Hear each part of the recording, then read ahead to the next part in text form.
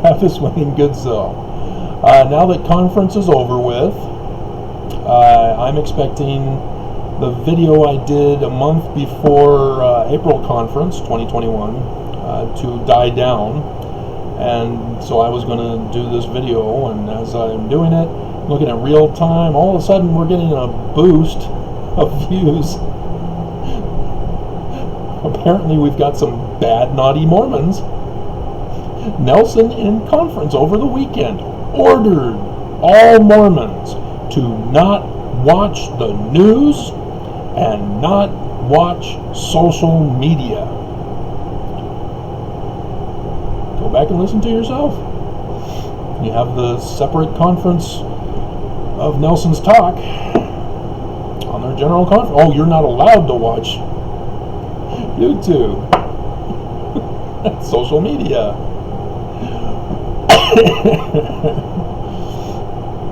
And so I think Mormons, in wanting to force others to obey and comply to the prophet, caused Facebook and Instagram to crash today, as I learned through other sources, because I don't have those accounts anymore. But how high is this going to go? So, yeah, that's quite unusual.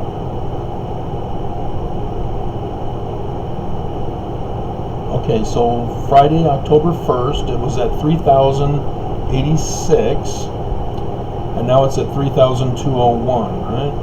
Yeah. So over 100 on September 30th, which was Thursday. It was 3,084, and so Friday was just 2. But then conference Saturday at 102, and then conference Sunday 171, and then today 201. Naughty Mormons. Naughty, naughty, naughty. Naughty, naughty, naughty. So let's give you a background about this, because I'm now speaking to ex-Mormons. Mormons are not supposed to be watching my videos anymore.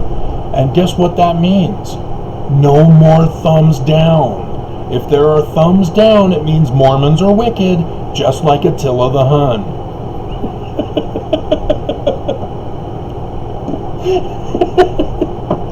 And if you're a Mormon and you're wondering what did I mean by that, you're naughty. You didn't watch conference.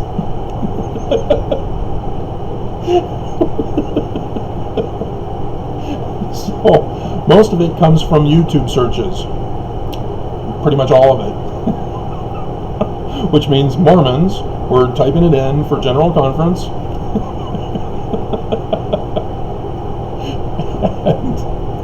and found the video. And I did the other video I posted already on both channels now. I'm all caught up.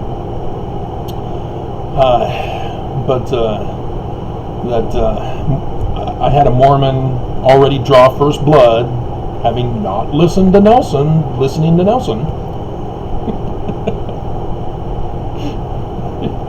It's just unbelievable.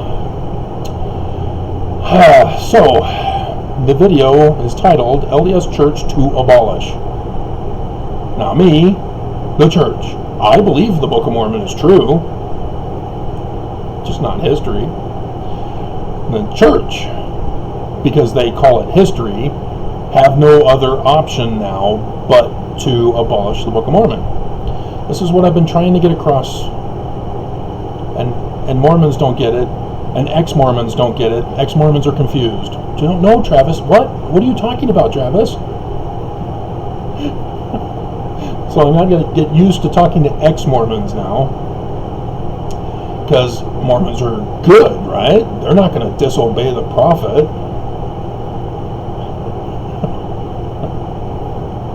Right? I mean, they're not having family home evening tonight because they're good Mormons, Nelson purposely canceled out an hour of church so that Sundays would be family home evening day. Sunday. But Mormons apparently aren't caring to follow the prophet anyway. Except when it comes to not wearing masks and not getting vaccinated. But notice that Nelson made sure to let everybody know as church. Should we? No, we're talking about the video. Let's not stray onto other video topics. And so, yeah,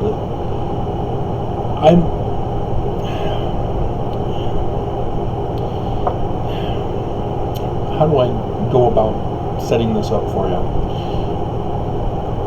I'm Mormon, born and raised. Born in Northern California. We moved to Michigan, moved to Southern California, went to Rick's, went on my mission to New York mission, came back to Rick's, was forced into a marriage with a Canadian. She took me up to Canada, had free babies. They give you money, free babies, free healthcare. It's Canada. And it wasn't free education. I still had to take out loans, but they were cheaper loans. Because we did the thing of, well, I've been living in Canada for a year now, I get the discount. Just like Rick's. If you're a Mormon, you get a discount. Or if you live in the area, you get a discount.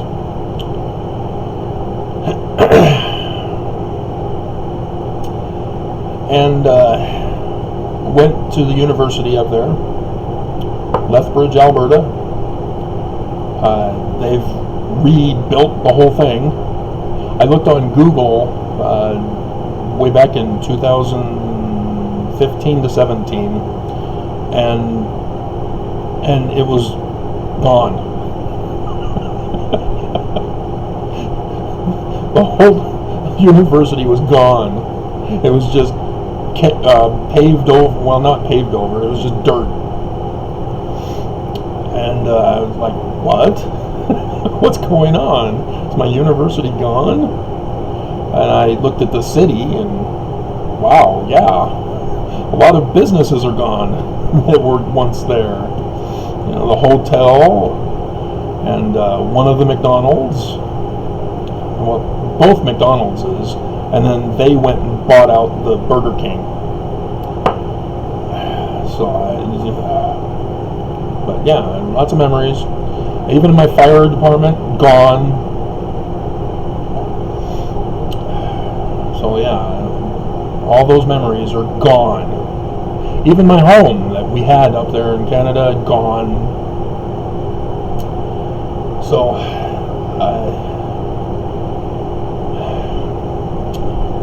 but when you get an education outside of America, it's so much different. You actually have to do more than memorize. That's America's educational system. It's regurgitation, memorization. You become an honor student, valedictorian, salutatorian. It means you're a good memorizer. You get a PhD, a doctorate, a master's. All it means is that you know how to memorize. That's it. That's all. It means nothing regarding your ability to actually do any pioneering research, any scientific theory development. All you know how to do is quote and act on Jeopardy. You know, if only we can get somebody that they won't fire. But that's why Jeopardy became big in America, is because our educational system was designed around being Jeopardy contestants. And so yes, it was a Mormon who's been the biggest winner on Jeopardy. Because Utah does the same thing to the extreme. And in the church, that's what it's all about. They tell us which scriptures they want us to know, and they have us memorize them in scripture mastery. That's it. That's all. That's the education Mormons get. But with the Book of Mormon being more and more and more exposed, the church is getting stressed. They're trying to silence people. They said, we're now the Church of Jesus Christ of Latter-day Saints. Jesus is angry, with nicknames. We're Christian, and everybody will believe it or else. It's all for the algorithms, so that they can erase the bad stuff of history that they don't want out. And you're not the true church if you have to hide bad things. You're not the true church if you have bad things. But as ex-Mormons, you guys should know better. You know the church lies. They cover up, deceive. So why are you believing them now? I don't get it. I don't get it. You know, they pull the stunts that Oaks did, encouraging every religious people to attend their religion, because religions everywhere are losing attendance at their churches, synagogues, congregations, mosques, etc. And then he closes with, only in church attendance with our church does it count.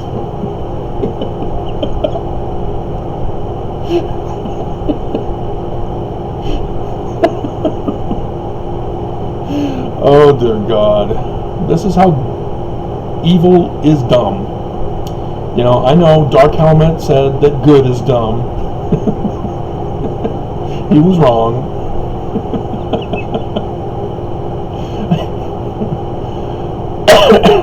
It's going higher. Still have 40 more minutes in the hour. My goodness. All those wicked Mormons.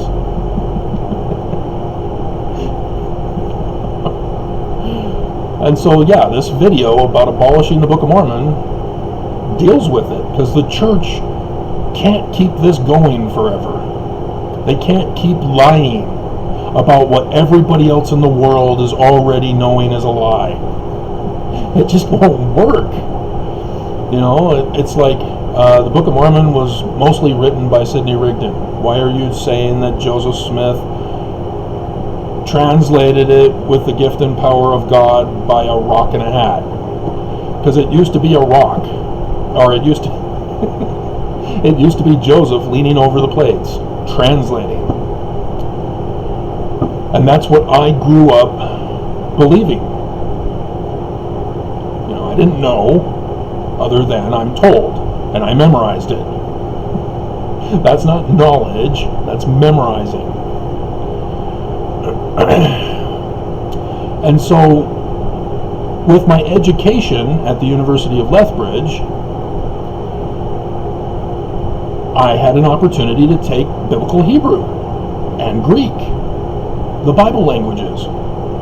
Had Thomas Robinson, who taught me Greek, also was involved in the ancient Middle Eastern studies courses, which are the Bible study courses. But it wasn't, oh, this is history because it says so. No, he was going over the various hypotheses and theories that people have been trying to come up with and pointing out how they're wrong. So there is no theory. I'm the one who came up with the first theories on the Bible. And that's what the church was the foundation for, because I wasn't a Utah Mormon. I was a California Mormon, Southern California Mormon specifically, because we don't acknowledge Northern California. It's a separate state. Unless it's the football team, the Raiders, then yeah, when they're not in Southern California and they're back in Northern California,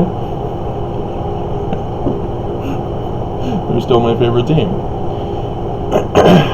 But, you know, Thank goodness the Dodgers are still there, although they need to go back to being Los Angeles Dodgers, not the California Dodgers. What the hell happened there? Dodger Dave, can you help me on that one? What happened while I've been gone?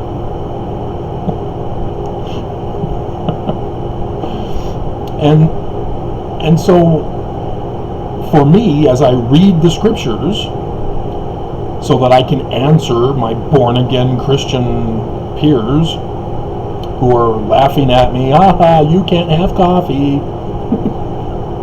Yeah, it smells. I go down the grocery store aisle and I just want to puke. I'm not drinking coffee. But yeah, it's the way they were taught to communicate with us Mormons. And notice I have no problem saying Mormon. I am not ashamed of Mormonism.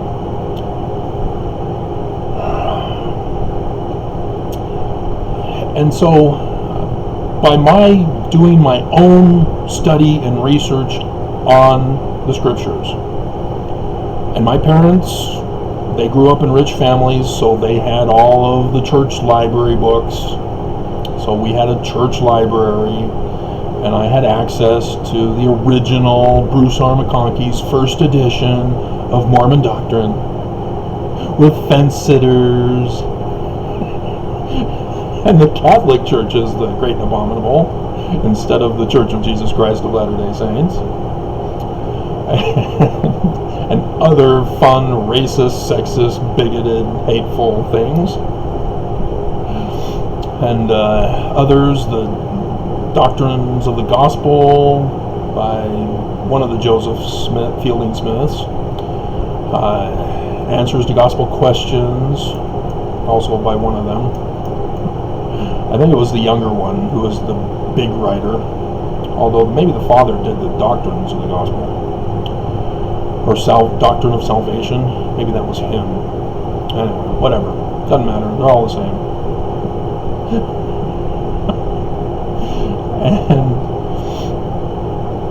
And so I would go on my mission, and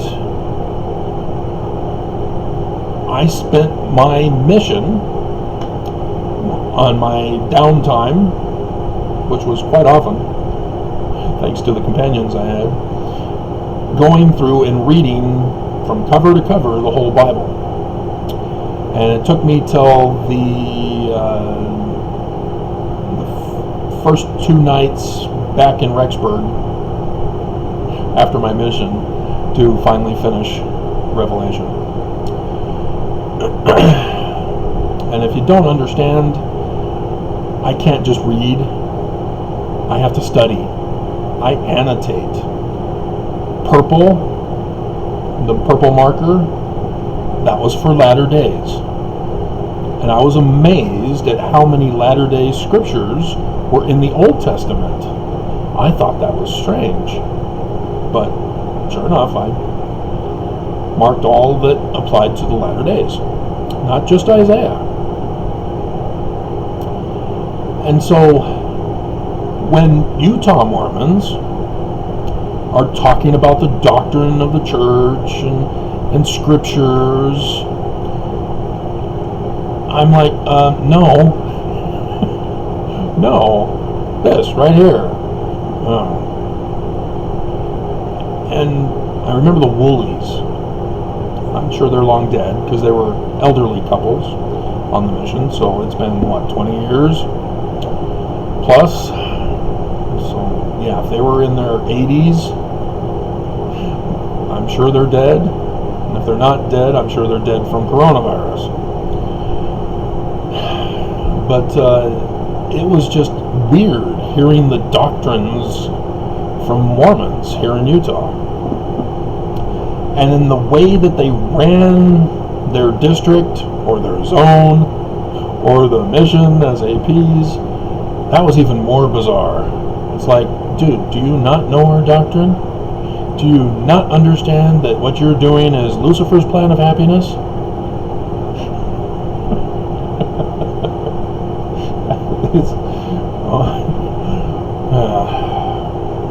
So, yeah, it was it was an eye-opener, but I just thought it was among the members, the regular Mormons who weren't being righteous. And that's how I had to try to figure it out, is that the mission president was putting the wicked Mormons in leadership positions. There was no other explanation. All the good, cool missionaries never saw leadership. And so, having done all that study with the church, and now I've gotten an understanding of how to study the scriptures, because it's not just the Bible. The techniques helped me with the Mormon scriptures. As I supplemented the Bible study courses with philosophy of science, which is theory development that must be testable. If you can't have a theory test to confirm or deny your theory, you got to drop it. And that was the thing that Thomas Robinson pointed out, is that all the theories and hypotheses have problems, and thus they all need to be dropped. And so he's teaching us these wrong theories and hypotheses only so that we can then go into the field of study to try to develop one that will work. And I did. And I also knew about Joseph Smith's King Follett Discourse with his retranslation from the Hebrew text of Genesis 1:1. And nobody in the church had an answer for that. Nobody continued on to say, well, what is the rest of the translation? It's only half of the first verse. How is the rest of the Bible supposed to be translated? Because Joseph Smith is a true translator, as I understood it. There was no rocks in a hat in my day. But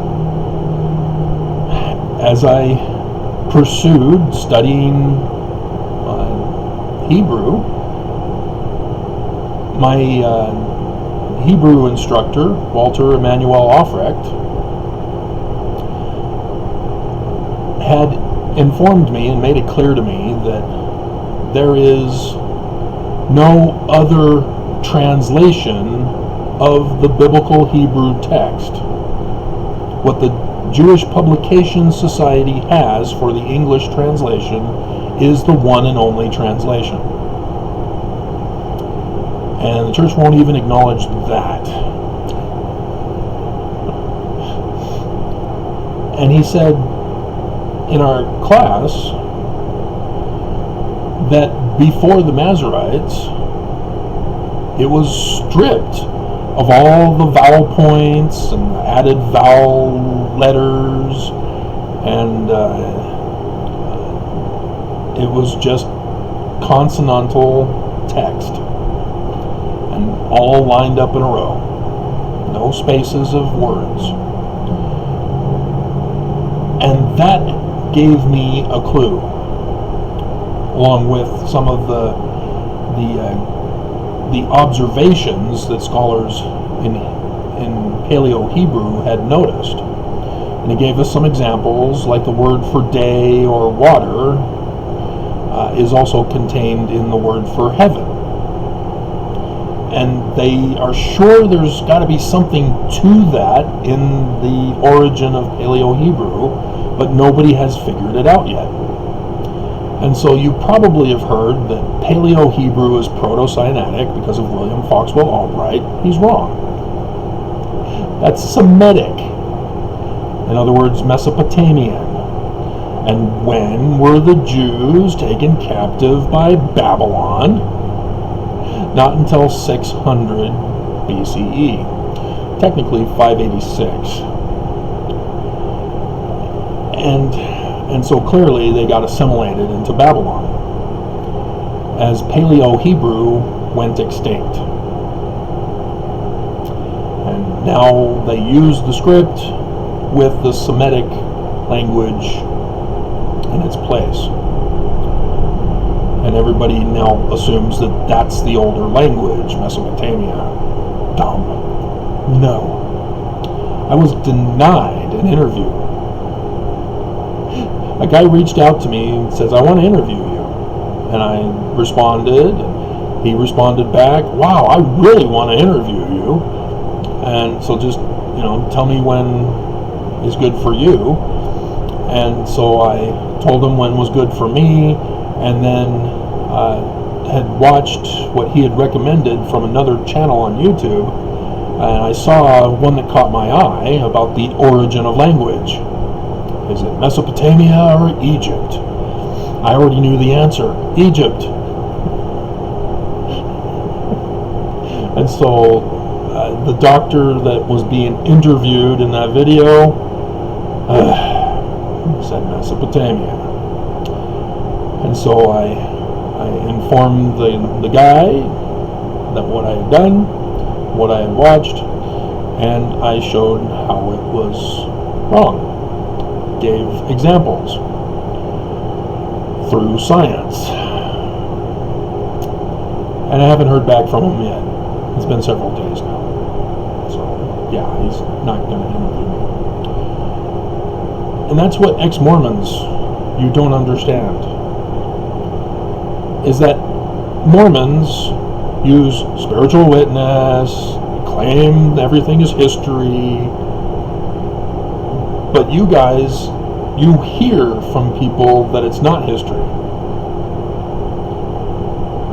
And you just use your spiritual witness to say, no, it's not history. You never fact check them. And so all of these people that the historians are coming out with saying that Joseph Smith approached them for sex. Where did they come from again? Did you bother to fact check? Did you check it out? Who were they? Where? Which organization were they in? Joseph Smith, with his death, fractured the church. There were split-offs. Which ones are you referring to? Which splinter group did they come from? Brighams? Huh. Really? All Brighams except for David Whitmer? And with David Whitmer, when you read an address to all believers, he's being asked about his feelings, his understanding about Brigham Young having put in the year before he died, section 132. Because it wasn't in anywhere. So they were asking. And so he tells them, and in all addressed to all believers, yeah, I knew there was something going on. Oliver Cowdery told me that he had had sex with his handmaid. Do you know what hearsay is? And so then you got to figure out, well, why did Oliver Cowdery leave? He was involved with the Book of Mormon project from the beginning. He was helping Sidney Rigdon after helping William Morgan, but William Morgan had to flee the country, so Joseph Smith Sr. took over the publication of the Book of Mormon. And so with Sidney Rigdon's help, Sidney Rigdon was the one who wrote the major portion of the Book of Mormon. Oliver Cowdery was helping him as the scribe, and then the first 116 pages of William Morgan's manuscript was sent to Joseph Smith because Martin Harris wanted to be involved. And so Joseph Smith Jr. was babysitting Martin Harris to make him feel like he's belonging to this project. But then Joseph hands over the 116 pages to Martin Harris because his firstborn dies.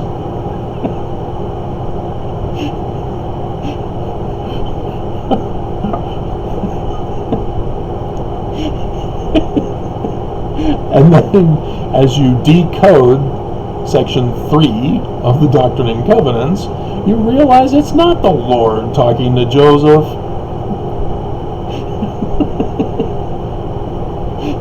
Because Joseph would have had to have had a scribe. If Martin Harris is no longer the scribe, who's writing for Joseph? He's back at the farm. Because he tried to join the Methodists during his time of sorrow, as Emma was a Methodist, along with her parents. And so they go to their church, and they said, hey, wait a minute, weren't you arrested for being a glass looker in March of 1826? We don't want your kind here. Get out. And so, yeah, I took them. They went to the Smith farm, and section 3. And then section 10. As they had to figure it out with Sidney Rigdon as to what to do. And that's when Sidney Rigdon says, I've got this Solomon Spaulding manuscript that never got published. Let's use that as the major template. Ta-da! And so Smith Sr. rewrites the 116 pages with his Jewish mystical knowledge of coding and, the Tree of Life, and his Freemasonry of the York Rites with the Knights Templar. The Egyptian gold plates, those guys. And so,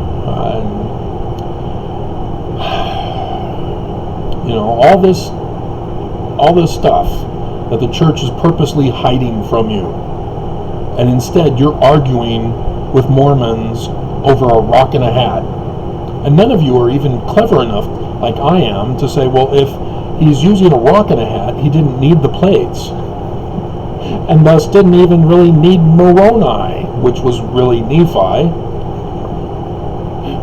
So why is he telling us this? Again, it's not history, but it's all true.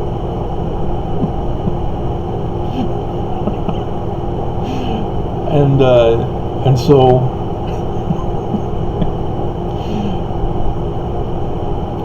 my belief was that Joseph Smith was a translator.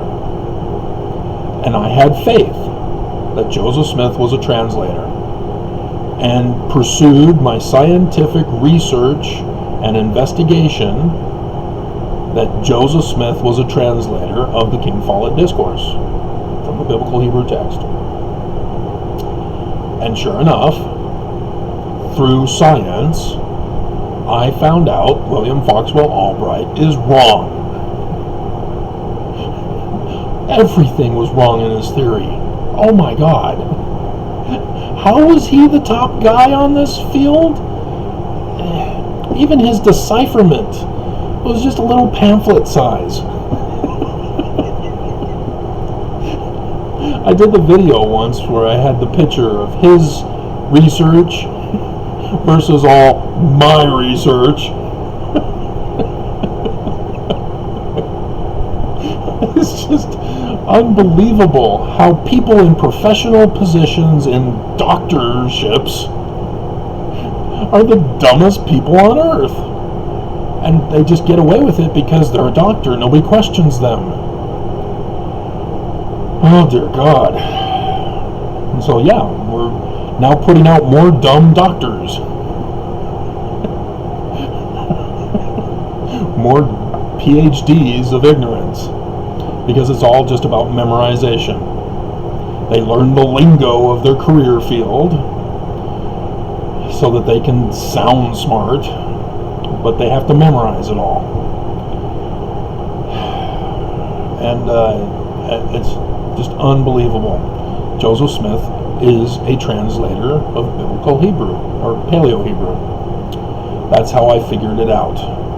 And I, of course, kept on going with the translation, because that's all I wanted to know. That's all. And the church wasn't telling me, parents weren't telling me. And finally my Biblical Hebrew teacher said, yeah, nobody knows.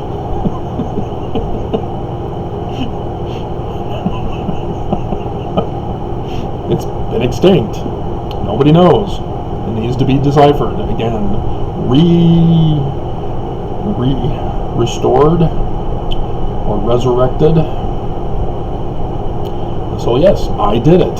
I restored Paleo-Hebrew. But I hadn't gotten to the vocabulary publishing yet. You have to watch my videos and piece it all together.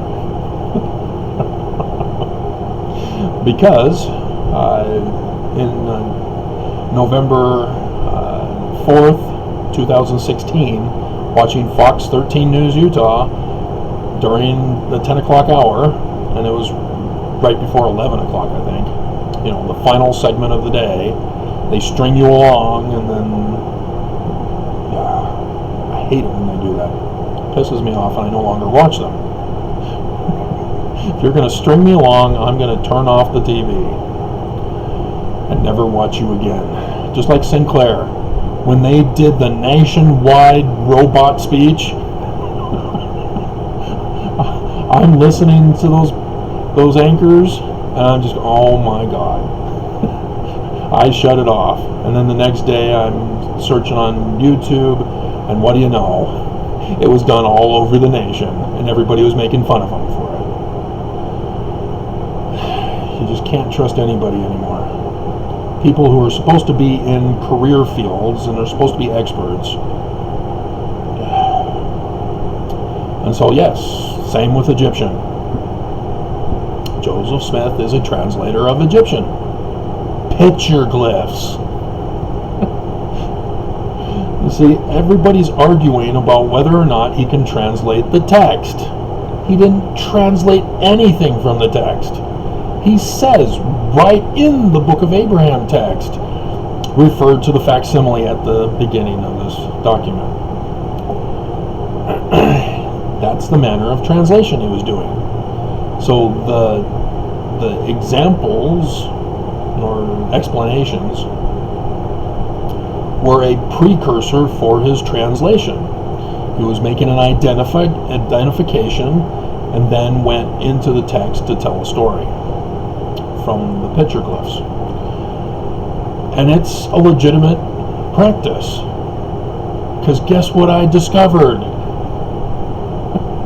The whole Bible, Old and New Testaments, and others not qualified or accepted to be put in, but have equal weight and authority, all come from the Egyptian documents, except for the Book of Esther, which is a Babylonian document, Ishtar and Marduk, with the Persian king who conquered them. But the Jewish author replaced the Babylonians with the Jews. They've been assimilated now. So there you have it. And so, yeah, the church, when I came to them saying, hey, Joseph Smith is a translator of biblical Hebrew. He's correct in the King Follett Discourse. You'd think, oh, wow, that's awesome, Travis. You know, we're translators, but I guess you showed that you're a translator too.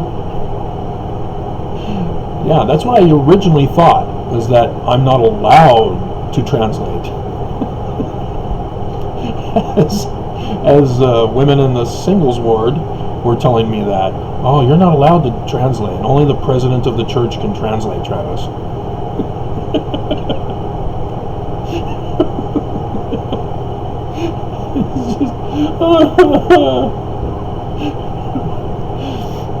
But yeah, notice when it was Irene, wasn't it, who did the sustaining vote, the loyalty oaths. No translator. They won't take it. They won't acknowledge it. Joseph Smith is not a translator now. They were keeping it a secret under wraps from Mormons, still letting Mormons believe that he's a translator.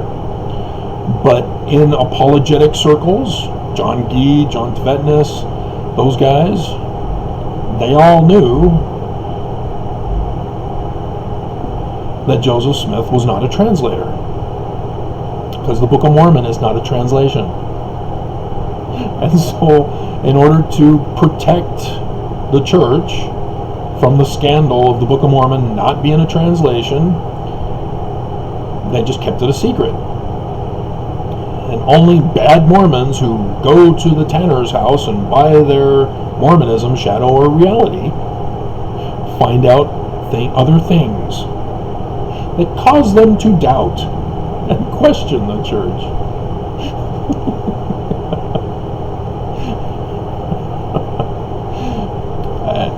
I just, when I came to them and said Joseph is a translator of Hebrew, oh my God, my own church, the leaders, sought to destroy and silence me.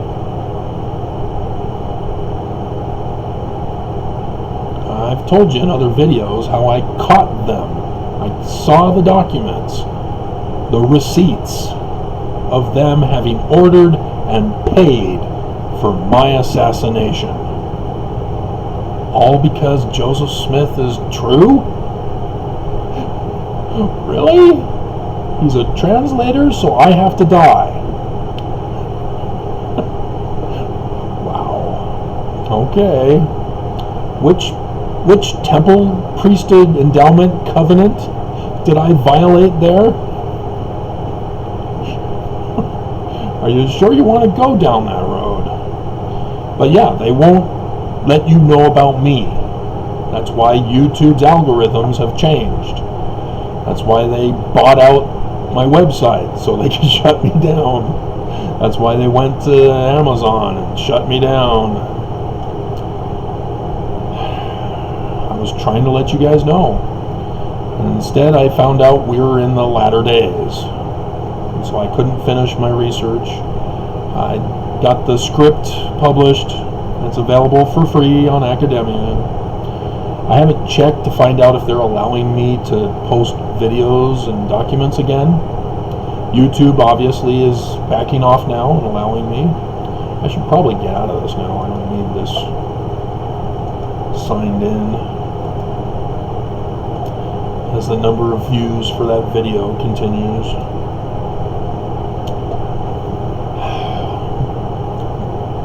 But that's the title of this video, an address to all Mormon unbelievers. Address to all Mormon unbelievers.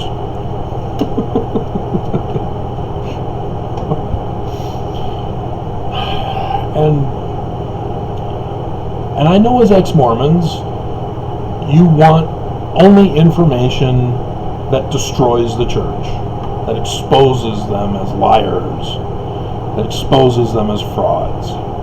And you focused all your attention on Joseph.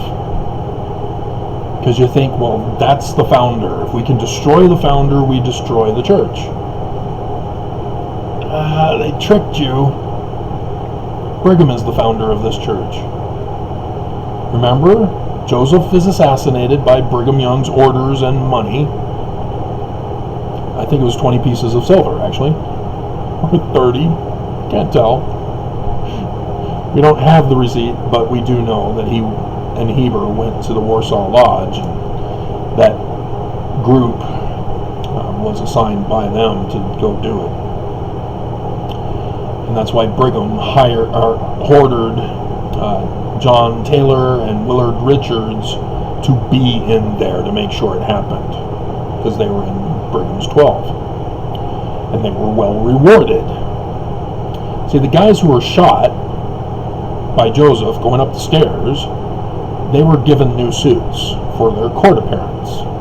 That was it.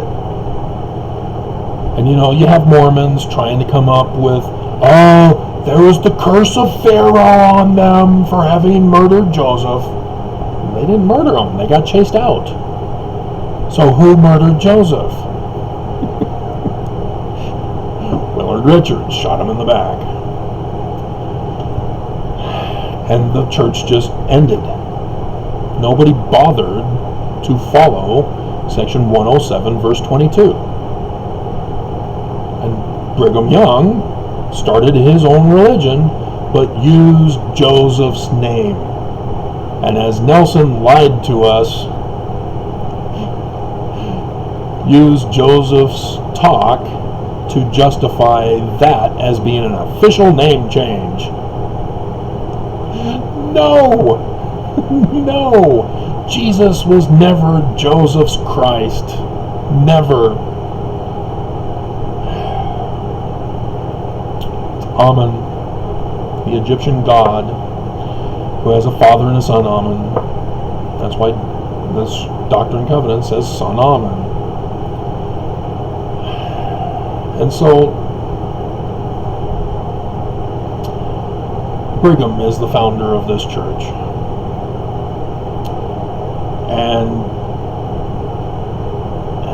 And if we're going to use Joseph's church, we can't accept Brigham and Nelson, because they're not following Joseph's scriptures.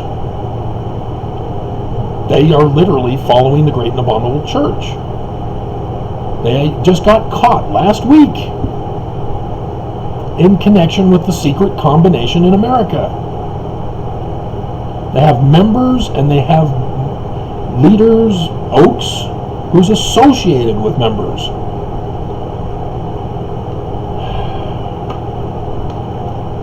They are the bad guys of Scripture, literally. As prophesied, or as we know it, William Morgan was the one who got the insider information and needed to get it published, but needed to have it published in a coded manner so that he wouldn't get murdered. But they found out about him.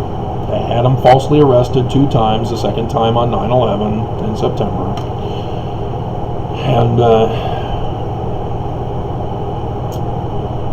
And so Joseph Smith Sr., as the Master Mason, took over the responsibility, helped him flee the country, etc. And there were some problems, because apparently that Thomas Monroe was wearing William Morgan's clothes. And it was believed that he was supposed to be William Morgan, but the wife identified him and messed things up. And so I'm not sure if Thomas Monroe sacrificed his life, or if he was going to expose the disappearance and ruin the whole thing, and therefore had to be murdered to keep the secret. I don't think we'll ever know. We do know that the sheriff, whose job it is to investigate, hired a tracker to track where William Morgan went, and the tracker said, well, he went up into Canada, and there he was offered to stay there with a horse, or to go to the East Coast, catch a ship, and sail away. Come sail away, come sail away. And he took the ship. And so he was snuck back into the United States to the East Coast, boarded a ship, and the ship sank. A fisherman rescued him, brought him to the islands out there in the Caribbean, and he had found a woman to spend his life with, because he can't go back and tell his real first wife.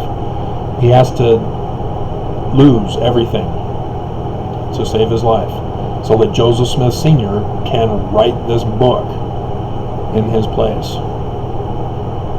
And so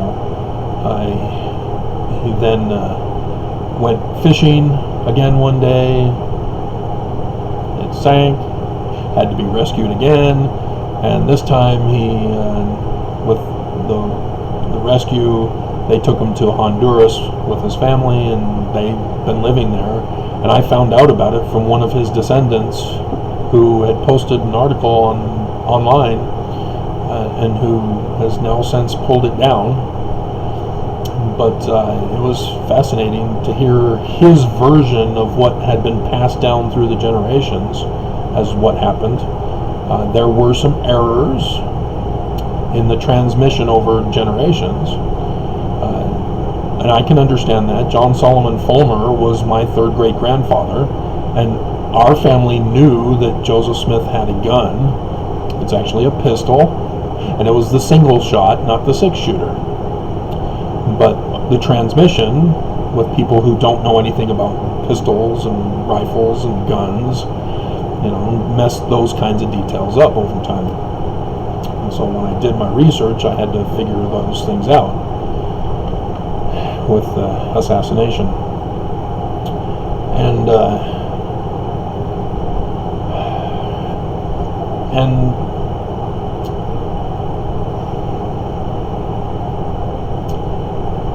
And so my hope is that ex-Mormons, because Mormons, they're a lost cause now. Nelson has ordered them to, Fahrenheit 451.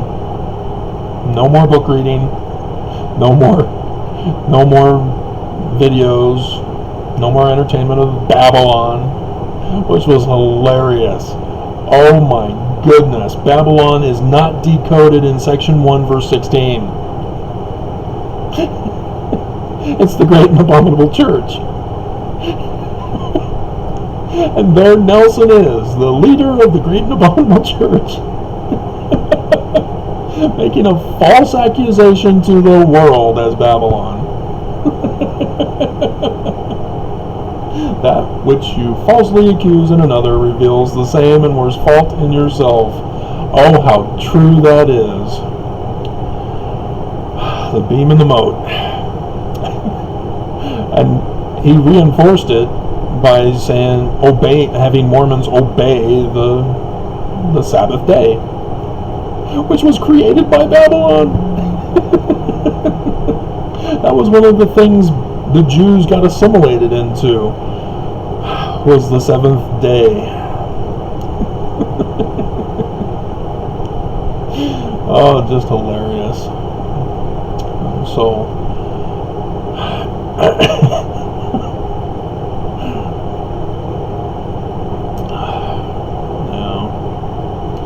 and so yes, the Book of Mormon is true, guys.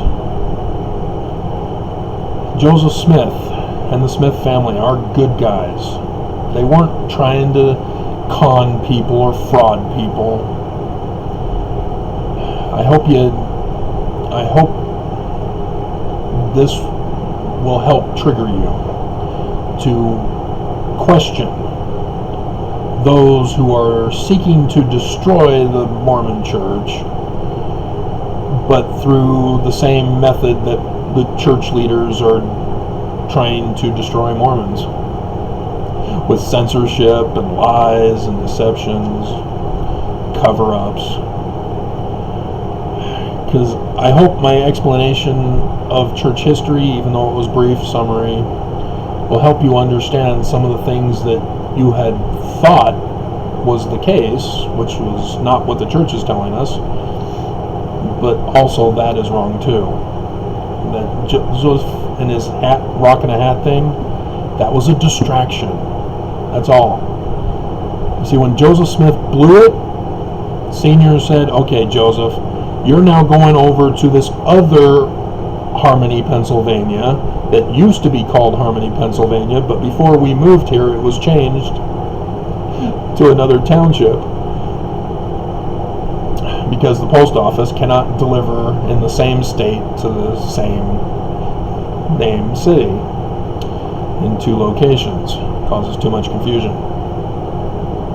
And so the other Harmony was a smaller community and thus got changed, as the one north of Pittsburgh was more well-known and more accessible. But they'd set it up with Joseph's in-laws to purchase some land, calling it Harmony, Susquehanna River. And so that's why you see Susquehanna River in his history. But he's coming from the farm. in section 3 and 10, talking with Senior. The Senior is ripping him a new one. People are trying to kill us and destroy this book, and you lose it? And your excuse is that your firstborn died? And you were kicked out of the Methodists?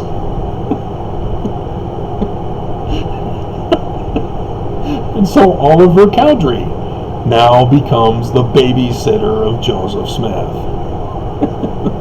as they go to the Whitmers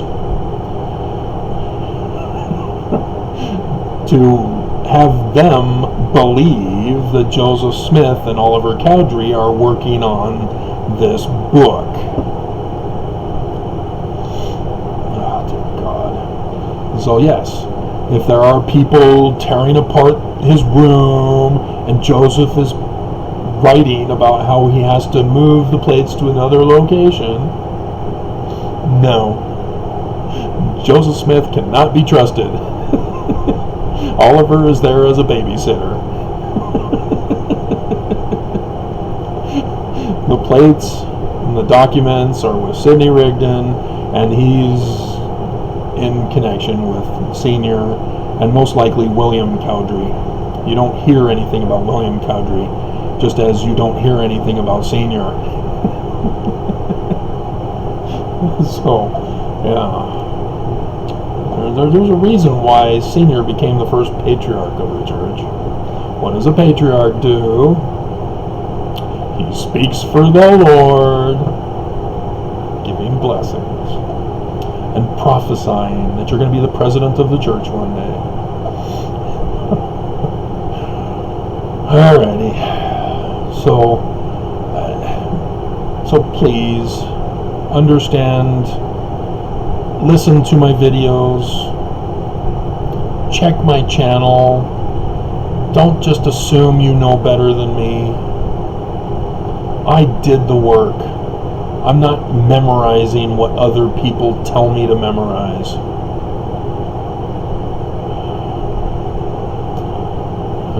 I don't like to memorize.